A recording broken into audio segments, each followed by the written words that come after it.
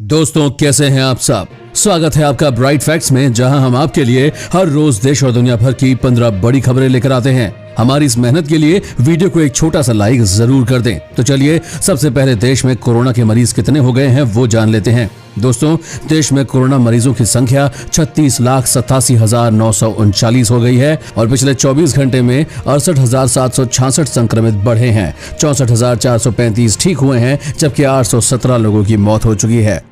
इसी के साथ आज की बड़ी खबरों में आप देखेंगे ड्राइविंग लाइसेंस को लेकर आ गया नया नियम, अब ऐसे लोगों का नहीं बनेगा लाइसेंस। और भारत और चीन का मामला हुआ गर्म, कभी भी हो सकता है युद्ध, जरूर जान लें ये बड़ी खबर। और भारत पर फिर हुआ टिड्डी दल का हमला, जानिए किस राज्य में होगा सबसे पहले हमला। साथ साथ अगर आपको चाहिए लोन तो सरकार दे रही है घर बैठे लोन, जानिए कैसे मिलेगा आपको। साथ ही साथ छत पर पाकिस्तान का झंडा लहराने की वजह से एक शख्स को किया गया गिरफ्तार, बोला मुझसे गलती हो गई, माफ कर दो। जानिए इसको क्या सजा दी गई दोस्तों। और आपके लिए बहुत बड़ी बात निकल कर आई है, बहुत बड़ी खबर निकल कर आई है दोस्तों। और बिल्कुल ना खरीदें चीन की ये 10 खाने पीने की चीजें, वरना आपको हो सकती है कोरोना से भी खतरनाक बीमारी। दोस्तों जरूर जान लें ये 10 चीजें कौन सी है। दोस्तों, हर खबर आपके लिए बेहद जरूरी है, इसीलिए शुरू से आखिर तक इस वीडियो को देखते रहिए। लेकिन उससे पहले इस वीडियो को बनाने में मुझे बहुत मेहनत लगती है और इस मेहनत के लिए इस वीडियो को एक छोटा सा लाइक करना ना भूलें। तो बिना देरी करे लाइक के बटन को जरूर दबाएं और इसी के साथ फटाफट से ले चलते हैं आपको हमारी आज की पहली खबर की तरफ। दोस्तों, ड्राइविंग लाइसेंस को लेकर आ गया नया नियम, अब ऐसे लोगों का नहीं बनेगा लाइसेंस। यातायात परिवहन विभाग ने बड़ा फेरबदल किया है। अब आपको अपना ड्राइविंग लाइसेंस बनवाना है तो इसके लिए आपको गाड़ी चलाना भी आना चाहिए। जी हाँ, अक्सर देखा जाता है कि लोग पैसे देकर भी ड्राइविंग लाइसेंस बनवा लेते हैं, लेकिन अब ऐसा नहीं होगा। अभी तक जो भी दलाल के माध्यम से लाइसेंस बनवाने पहुंचता था उसे गाड़ी चलाकर दिखाने की जरूरत नहीं होती थी, लेकिन अब ऐसा नहीं होगा। अगर अब कोई भी पैसा देकर ड्राइविंग लाइसेंस बनवाता पकड़ा गया तो उसको आजीवन लाइसेंस नहीं दिया जाएगा, यानी उस व्यक्ति का लाइसेंस रद्द कर दिया जाएगा। इस प्रक्रिया से दलालों की चंगुल से लोगों को मुक्ति मिलेगी और सड़क पर रोड हादसे भी कम होंगे। साथ ही जानिए भारत में हुई कड़ी चेतावनी जारी, फिर हो सकता है टिड्डी दल का हमला। दोस्तों, भारत में टिड्डी दल का खतरा फिर से मंडराने लगा है। इससे पहले भी पंजाब के कई जिलों में कहर बरसा चुका ये टिड्डी दल फिर से दस्तक दे सकता है। फूड एंड एग्रीकल्चर ऑर्गेनाइजेशन ने ये चेतावनी दी है कि पाकिस्तान और राजस्थान में टिड्डी दल पंजाब के साथ साथ आने वाले 3 दिनों में हवा की दिशा के साथ प्रवेश कर सकता है। फिरोजपुर जिले को खतरे की सूची में सबसे पहले रखा गया है, जबकि जालंधर, कपूरथला, मनसा, मोगा, तरन जिले में टिड्डी हमले की खतरे की सूचना में है, जो सब्जियों, फसलों और फलों को सबसे अधिक नुकसान पहुंचा सकते हैं। इसी के साथ अमृतसर, फाजिलका, लुधियाना, संगरूर, फरीदकोट, मुक्तसर, भटिंडा और बरनाला के जिला प्रशासन को अलर्ट रहने की सलाह दी गई है। दोस्तों, चीन के साथ सीमा विवाद और कोरोना क्या कम बड़ी मुसीबत थी, जो भारत पर एक के बाद एक मुसीबतें आती जा रही हैं। और अब जानिए, मास्क खरीद रहे हैं तो सावधान रहें, इस मास्क से नहीं होगा खत्म कोरोना, पहनना होगा ये वाला मास्क। दोस्तों, कोरोना संक्रमण से बचने के लिए सबसे कारगर उपाय मास्क को माना गया है। वैसे तो बाजार में कई तरह के मास्क बिक रहे हैं, लेकिन स्वास्थ्य विशेषज्ञों ने N95 मास्क के इस्तेमाल न करने की हिदायत दी है। ये वायरस को फैलने से बचाने के लिए नहीं है और इस्तेमाल करने वालों के लिए हानिकारक हो सकते हैं। दरअसल N95 मास्क में वॉल्व या छेद होता है और विशेषज्ञों का कहना है कि छेद वाले मास्क से किसी दूसरे के शरीर में वायरस के प्रवेश का खतरा हो सकता है। ऐसे में शायद ये मास्क आपको सुरक्षित रखता हो, लेकिन अगर आप संक्रमित हैं तो ये दूसरों को सही से सुरक्षा नहीं दे सकता। असल में ये लंबे समय तक पहनने के लिहाज से बनाए जाते हैं और इससे धूल मिट्टी से राहत मिलती थी, लेकिन अब कोरोना के दौर में भी ऐसे मास्क का इस्तेमाल खूब हो रहा है, जो खतरनाक साबित हो सकता है। डॉक्टरों का मानना है कि बाजार से मास्क खरीदने से बेहतर है कि घर पर बने सूती मास्क को ही प्राथमिकता दी जाए। घर पर मास्क बनाने के लिए आप किसी भी सूती कपड़े का इस्तेमाल कर सकते हैं या अगर चाहें तो ऑनलाइन खरीद सकते हैं। और अब जानिए, थोड़ी ही देर में आप देखेंगे भारतीय वीरों ने चीनी सैनिकों को पीछे ढकेला, चीन के छक्के छूट गए। उससे पहले जानिए, पाकिस्तान में खुदाई के दौरान मिली हिंदू देवी देवताओं की मूर्तियां, लेकिन अब पाकिस्तान इन मूर्तियों के साथ क्या करेगा, जरूर जानिए। दोस्तों,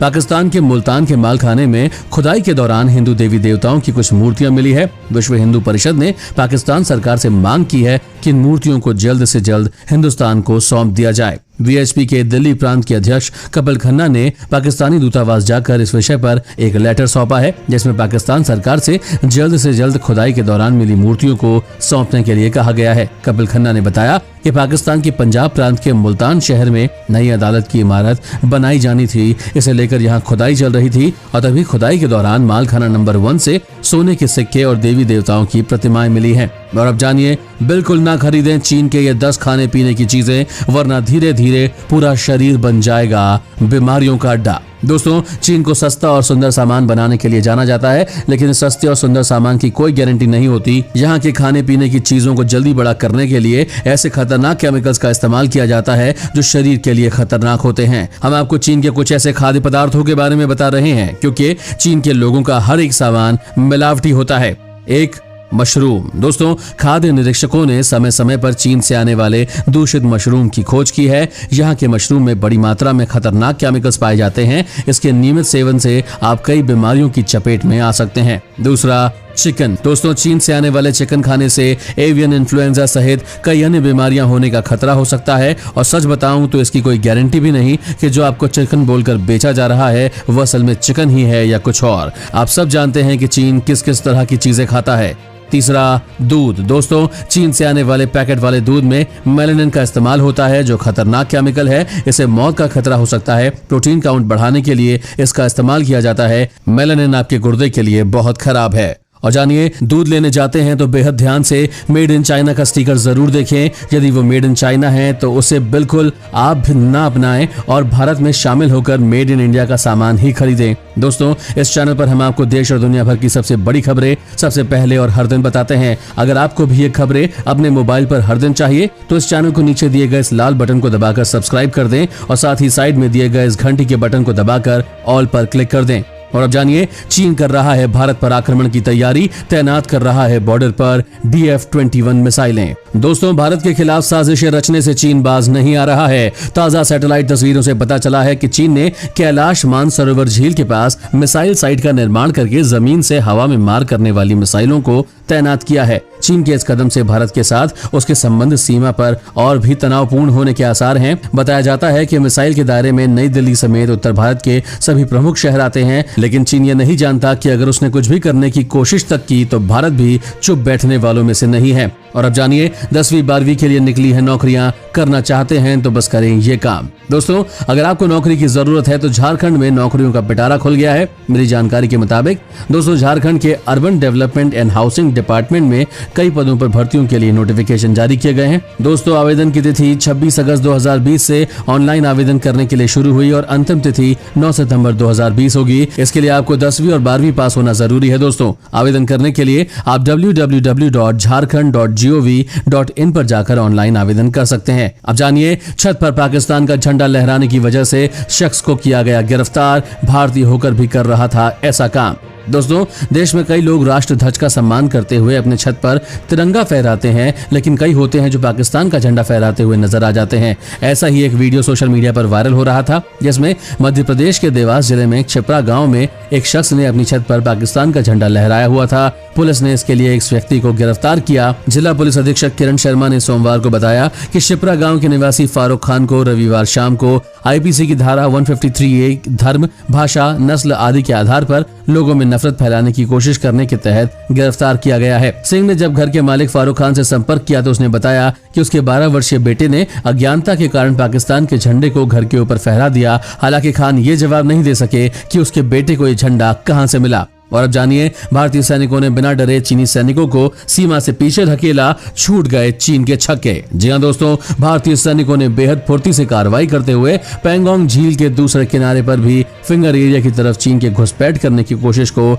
नाकाम कर दिया है। और चुशुल इलाके में चीनी सैनिकों की तैयारियों को भांपकर भारतीय सैनिकों ने 29 और 30 अगस्त की रात को पहले ही कार्रवाई कर उन्हें पीछे धकेल दिया। अब इस झड़प को लेकर चीन अपनी सफाई पेश कर रहा है और चीन के सरकारी अखबार ग्लोबल टाइम्स ने ट्वीट करके चीन के विदेश मंत्रालय की तरफ से दी गई सफाई की जानकारी साझा की है, जिसमें लिखा गया है कि चीनी विदेश मंत्रालय ने सोमवार को कहा कि चीनी सीमा सैनिकों ने हमेशा वास्तविक नियंत्रण रेखा का कड़ाई से पालन किया है और कभी भी रेखा को पार नहीं किया है। दोनों देशों की सीमा सैनिक क्षेत्र के मुद्दों पर संचार में रहे हैं। हालांकि ये बात कितनी सच्ची है ये तो देख ही गया है। और अगर आप भी खरीदने जा रहे हैं नया स्मार्टफोन तो ये बात जरूर जान लें, वरना पछताना पड़ सकता है। दोस्तों, आप भी नया स्मार्टफोन लेने की सोच रहे हैं तो फोन खरीदने से पहले कुछ बातों को ध्यान रखना बहुत जरूरी है। फोन लेने से पहले उसके बारे में ये 6 चीजें जान लें, उसके बाद ही फोन खरीदें। दोस्तों, बिल्कुल ना खरीदें चाइना का फोन। दोस्तों, जैसा कि हम सब जानते हैं, भारत ने चीन में बनी अधिकतर चीजों को भारत में बंद कर दिया है, तो आप भी चीन में बना फोन बिल्कुल ना खरीदें, क्योंकि चीन आपकी पर्सनल फोन में फोनों या बैंक से जुड़ी चीजों का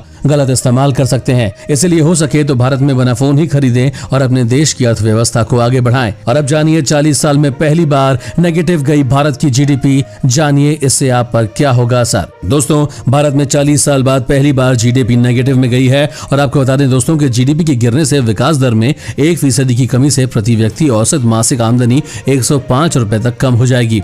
साथ ही साथ जीडीपी का महत्व महंगाई के नजरिए से भी देखते बनता है। यदि जीडीपी गिरी तो महंगाई का स्तर बहुत ऊपर पहुंचेगा, गरीब और अमीर होता चला जाएगा। जीडीपी के कम होने से भारत में आमदनी के स्तर में गिरावट आएगी और इससे हो सकता है जल्दी आम आदमी की सैलरी में कटौती भी होने लगे। आपको बता दें कि अमीरों के मुकाबले गरीबों पर इसका अधिक असर हो सकता है और एक्सपर्ट्स बताते हैं कि आम आदमी की जिंदगी पर जीडीपी गिरने का कोई असर सीधे नहीं पड़ता, लेकिन भविष्य के लिए ये अच्छा संकेत नहीं है, क्योंकि अगर अर्थव्यवस्था मंदी में जा रही हो तो बेरोजगारी का खतरा बढ़ जाता है। और अब जानिए आ गए सितंबर महीने के लिए एलपीजी रसोई गैस के नए दाम, जल्दी करें चेक। दोस्तों, अगस्त के बाद सितंबर महीने में भी एलपीजी रसोई गैस की कीमतों में बड़ी राहत मिली है। ऑयल मार्केटिंग कंपनियों ने एलपीजी रसोई गैस की कीमतों में कोई बदलाव नहीं किया है और 14.2 किलोग्राम वाले गैस सब्सिडाइज्ड एलपीजी सिलेंडर के दाम 594 रुपए पर स्थिर है। अन्य शहरों में भी घरेलू रसोई गैस सिलेंडर के दाम स्थिर हैं। हालांकि 19 किलोग्राम वाले सिलेंडर की कीमतों में गिरावट आई है।